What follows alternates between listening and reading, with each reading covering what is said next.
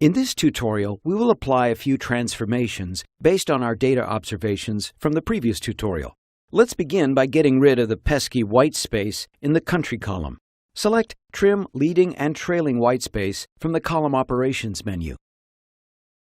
The grid preview displays the before and after results for the values within that column. If the results are as expected, click the Save button to apply this step to all of the records in our dataset. Now notice that the data grid and the filtergram values have been refreshed to reflect the transformation. We can now see that the trim step has resolved that data consistency issue. We no longer need this filtergram, so let's close it. In general, it is best practice to leave open only the filtergrams that you need. Next, let's fix the mixed case issue in the city and state or province columns. Select Change into Capital Case from the Column Operations menu for the state or province column. Expand the column selector and resize the panel to allow visibility of all columns. Here, we can select additional columns for this operation based on the column name or based on a criteria such as the data type and/or text value found within the column names. In this case, we'll make sure both city and state or province columns are selected. If needed, the column operation can be changed here and the grid preview will immediately refresh.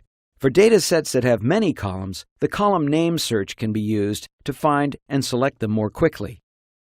Note that the Filters button here can be toggled to allow you to see which filters, if any, are open and active for this step. Filtergram changes or additions can also be made as needed. Click the Save button to commit this step to our project. Note that the number of unique values within the state or province column has now decreased. Now that we've cleaned up the city, state, or province, and country columns, any reporting that uses this data will give us more accurate results. Last, let's address the data sparsity issue in the age and gender columns. For the age column, let's filter out any record that is missing an age value. We can do this either by clicking the plus or Add All Blanks button at the bottom of the filtergram, or by clicking Show as List to see the discrete age values, and then finding and selecting the bar labeled blank. Because you are interacting with the full column range, it is often worthwhile to sort and review the value counts and column values. Now that the dataset is filtered on the age values, which are blank, select the Remove Rows tool from the Tools bar on the left.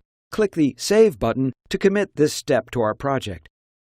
Those records are now removed, and we can go back and close this filtergram, or we can clear our selection by clicking the Clear button. Note that the data quality bar is now completely green, indicating that every value in the column is populated. For the gender column, let's replace the blank values with the text Unknown. We can do this by selecting the Find and Replace option from the Column Operations menu. Alternatively, we can use a shortcut and just double-click on one of the blank cells. This will pre-populate a Find and Replace step based on the value in the cell we selected. Here we can change the Find criteria, the Replace condition, and the value that we want to set. Let's click Save to commit this Find and Replace step. And that completes this tutorial. In the next tutorial, we will publish the clean output file, or answer set, resulting from these steps to the data library, where it can be made available for other team members to access, used as an input for other projects, and exported out of Paxata to a data source destination, including your own local file system.